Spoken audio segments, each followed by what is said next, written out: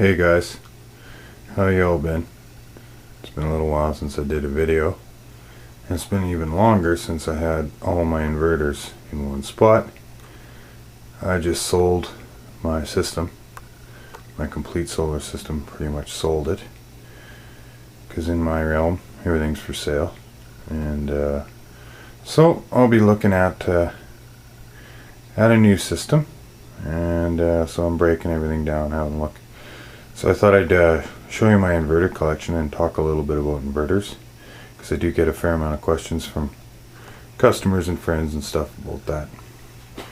So basically I have a bunch of inverters here of varying nature and quality. Some I purchased new, some I purchased used, and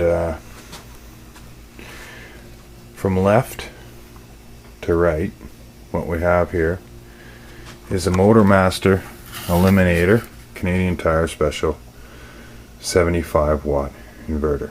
Alright, now we've all seen these things, and they go on sale at Canadian Tire for $8. Their regular price is pretty much stupid, so only pick them up when they're on sale. Now this little guy here draws about 140 milliamps at idle. But the neat thing about it is that when you run a 2-watt light bulb, AC light bulb, it pulls about 140 watts, or sorry, 140 milliamps. So it's actually a relatively efficient inverter. My opinion of it was poor at first, because the funny thing about this thing is, again, in my example, 140 milliamps, it'll drive a 2-watt bulb, an AC LED bulb. Now, one would think that for about 400 milliamps, you could drive 3, maybe, let's say 420, 500 milliamps. Could you drive 3? No. For whatever reason, it don't work that way. It starts pulling about 1100 milliamps when you have 3 bulbs. Yet, like I say, it'll drive one for around 140. So, very odd indeed. Unlike a lot of inverters, its efficiency comes at idle, which is, I find, quite strange. But nonetheless, for what it's worth, it's a pick-up throwaway unit.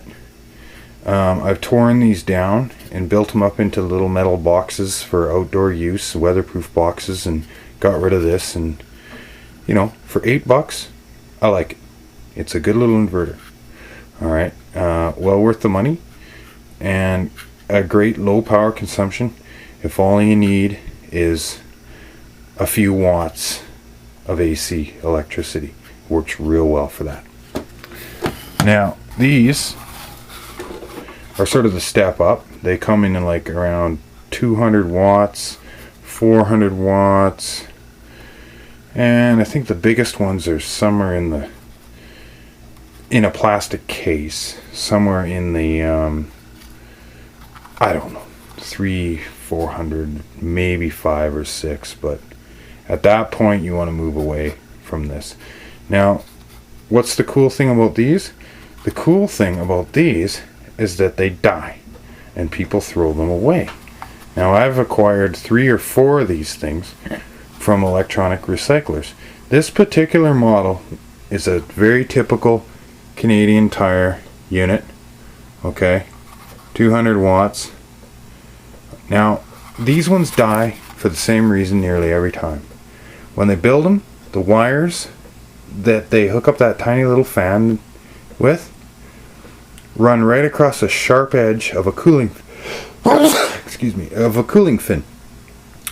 The 2 wires, through the vibration of the fan, rub on the cooling fin. They short out.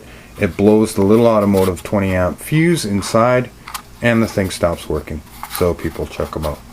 So you take it home, you take it apart, you check and see if the fuse is blown, you tape up the wires, you throw it back together, it works. Free inverters. Always get these free. Now, here's my favorite inverter of all. This one, as you can see, I picked up for $40 used in a pawn shop. This is a older Wagon Tech 300 watt / 600 watt surge pure sine inverter. Great little inverter for running sensitive equipment that doesn't require a huge draw. Classic example, computer. Great little inverter for laser printers, stuff like that. And not an insane idle draw, somewhere between 200 and 300 milliamps, somewhere around there. Pretty respectable. Very, very clean power. Power looks good on the scope. Next inverter, 1000 watt eliminator Motomaster. These typically go on sale for maybe, you know what, I can't even remember. I'm sorry. I think maybe 99 bucks or something. Pretty typical. Now, these are pretty much junk. For starters, they have too small of a fan. Alright. They have an odd wattage. Alright. The only thing I would use this for is like a vegetable grow room or something, where all I had was non-inductive loads. Alright. These do not have a nice step pattern. If you look at it on a scope, you pretty much get what you pay for. You got a box that's heating up, dissipating heat into a plastic form. How retarded is that? I mean, why would you have plastic on the outside of your heatsink? It makes no sense at all, and these will blow up on you eventually if you push them for hard use. It says these are not reverse polarity connection protected. All right, the lugs are too small. You know, it says it can do.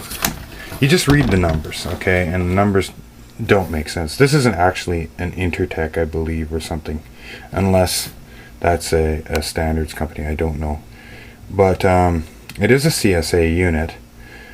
But look at the numbers. It says 1000 watts, 8.7 amps continuous draw.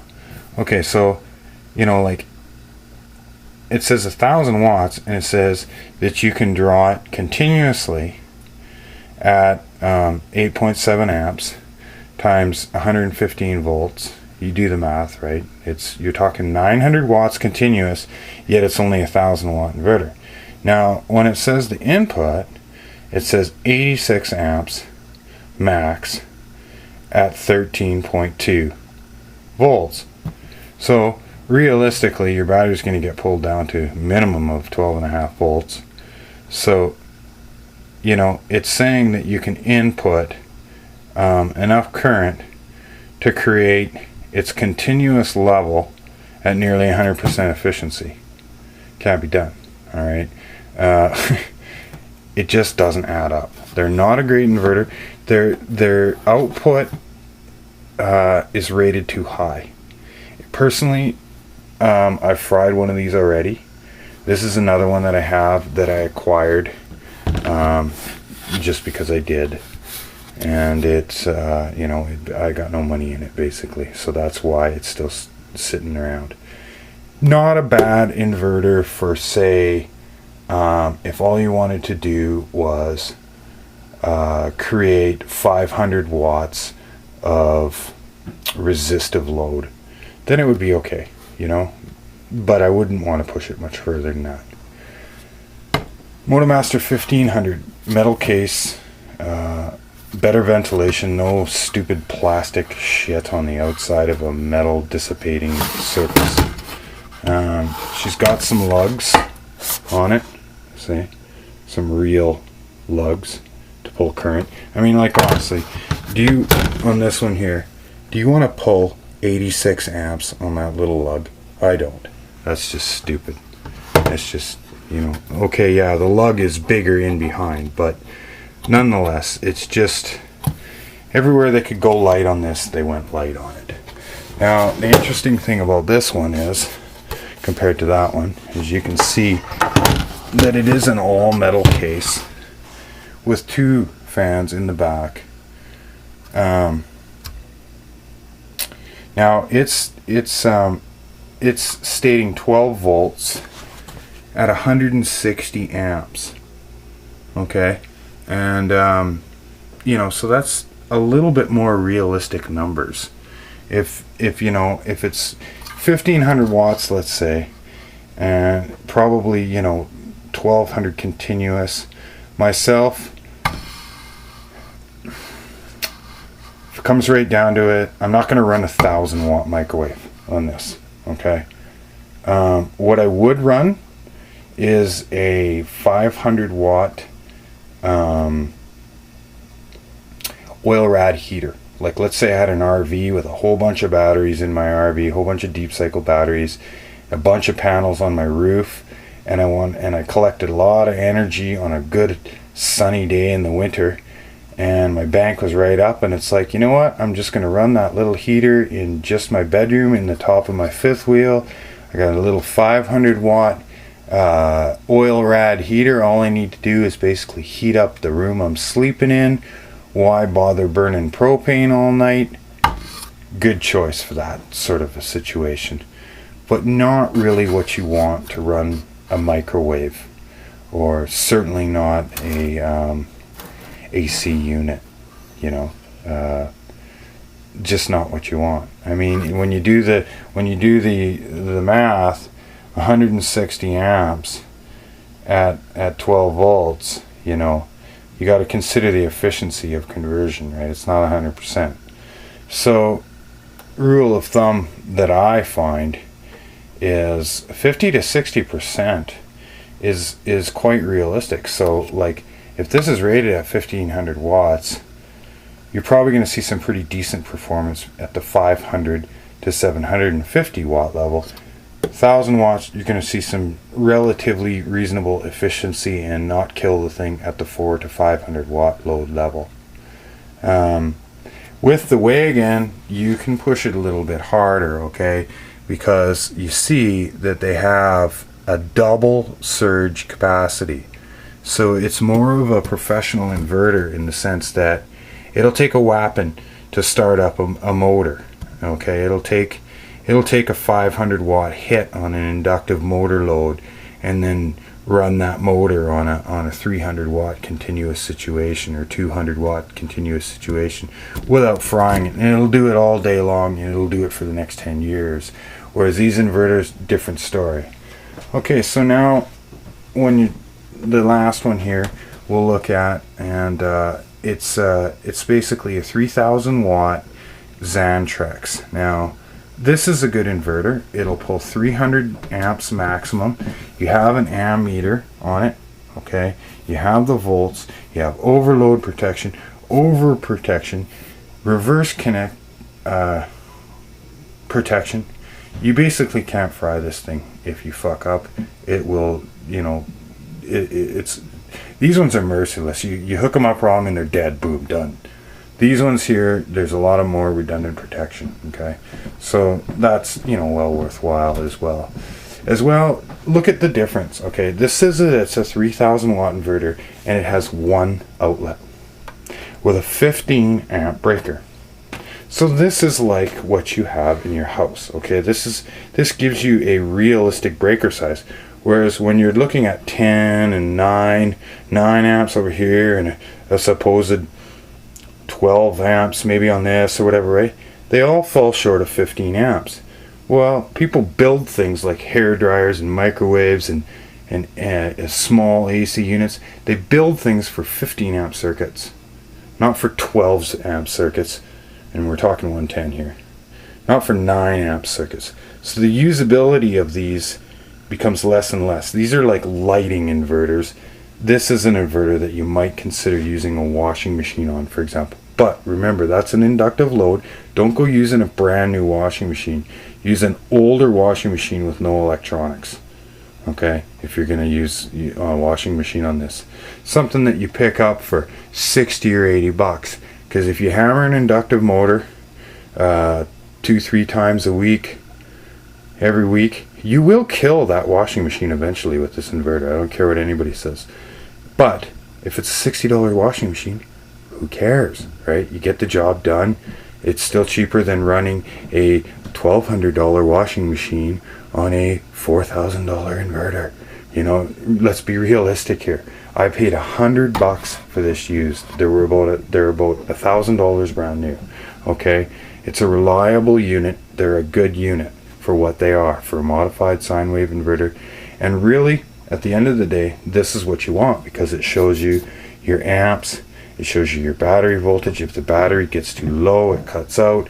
It's an intelligent inverter. Okay, these ones here don't tell you anything about your amps.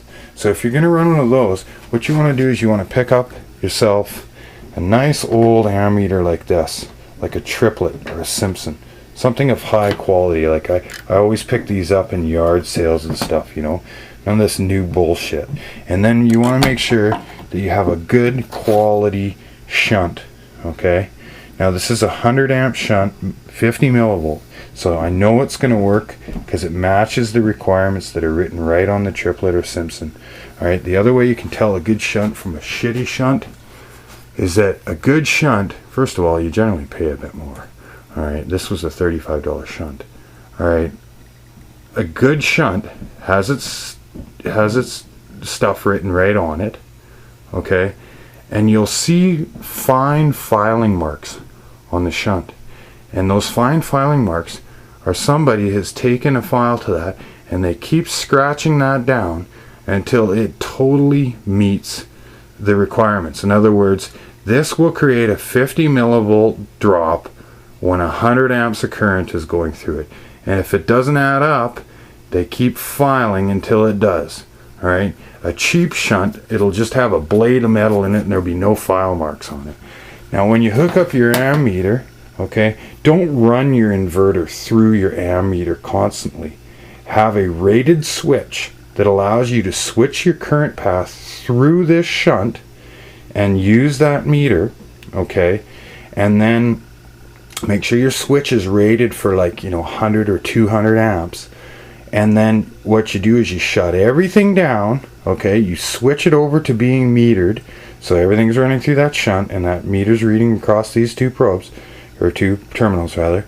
Okay, and then you take your reading and you know that your appliance is within spec, it's going to be okay or whatever. Or if you suspect something's going wrong with your inverter, that it might be drawing crazy amounts of current from your battery or something stupid, that's there for you to be able to look at what's going on. Okay, so that's the basics. Right, now if I had to pick three inverters in this group and keep 3 and get rid of the rest, I'd take the Xantrex, of course, because it's a nice inverter. Alright, you can pick one of these up for about $300 used. I got this for $100, so that was a good score. Good way to find these is when people buy houseboats or RVs and there's one of these in there and they just don't need it. They just don't see the need. That's what happened with this one. Guy bought a houseboat, had a washing machine and a microwave in it. He says, I don't need this shit. I want the space.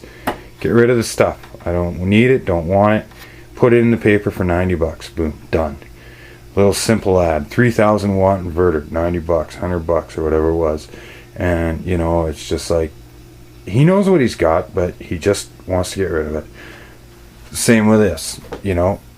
Guys don't know the difference between, let's say, pure sine wave and a wagon versus a motor master, so they kick it out the door for $40. You can buy one of these things brand new for less than $100, and they're great value.